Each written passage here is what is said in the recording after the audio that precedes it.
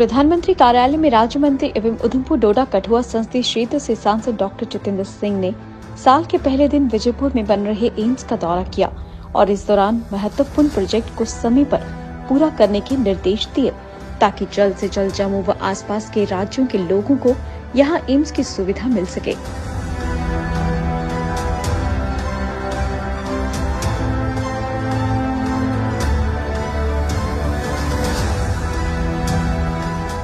Doctor Jitendra Singh ने संबंधित एजेंसियों को डबल शिफ्ट में काम करके जल्द से जल्द प्रोजेक्ट पूरा करने के निर्देश दिए। डॉक्टर जितेंद्र सिंह ने कहा कि प्रधानमंत्री नरेंद्र मोदी ने जम्मू कश्मीर के लिए 2 एम्स मंजूर किए ताकि इस प्रदेश के लोगों को बेहतर स्वास्थ्य सुविधाएं मिल सके। उन्होंने कहा कि जितनी जल्द ये प्रोजेक्ट पूरा होगा, लोगों को उतनी जल्द एम्स की सुविधा मिल पाएगी। इससे पूर्व मंत्री ने Ayush block, convention centre, OPD block, hospital block व इमरजेंसी ब्लॉक का दौरा कर वहां जारी निर्माण कार्यों की भी समीक्षा की।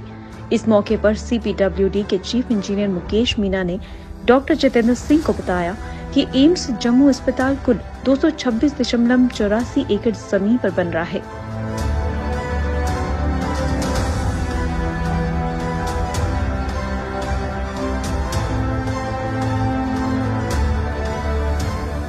नॉर्थ ब्लॉक 96 एकड़ में बन रहा है, जिसमें अस्पताल, medical college, convention centre, Ayush block पर रात को ठहरने की व्यवस्था होगी।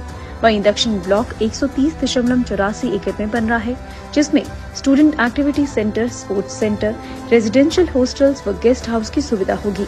ये पूरा प्रोजेक्ट 1661 करोड़ का है, जिसमें से 1404 करोड़ रुपए बिल्डिंग इंफ्रास्ट्रक्चर पर खर्च होंगे, जबकि 48.72 करोड़ प्री कंस्ट्रक्शन एक्टिविटीज पर खर्च हुए।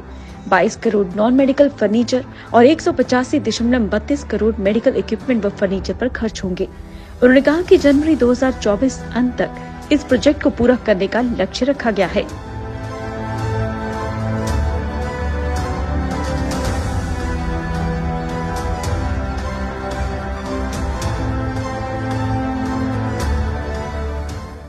ये ले लेना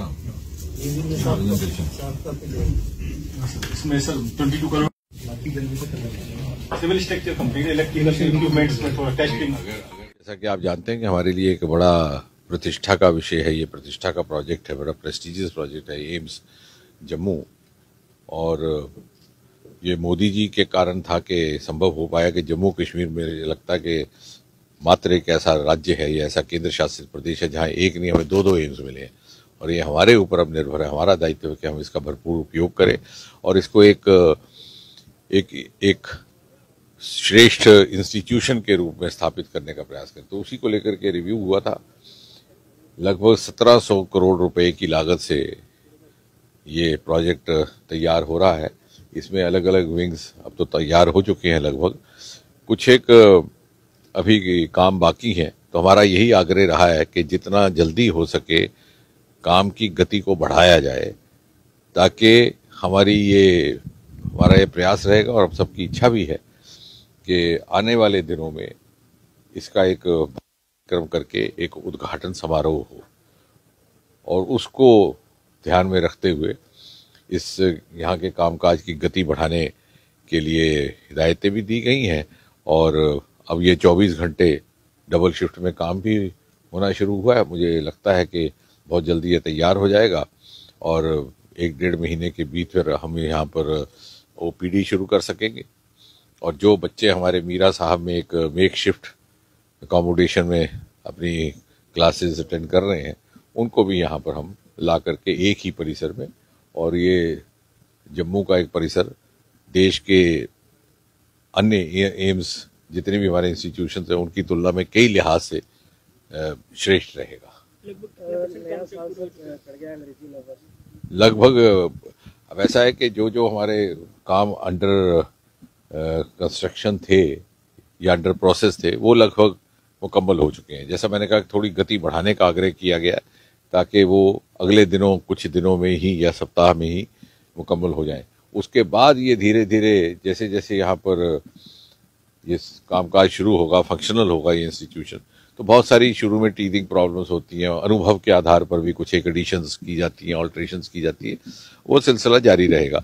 लेकिन जो इनका हॉस्टल बने हैं आधुनिक किस्म के hostel, attach bathroom, single accommodation, attach bathroom, double accommodation. आमतौर से इस तरह के प्रोफेशनल कॉलेजेस में इस तरह की सुविधा नहीं रहती जैसे इन्होंने दी है।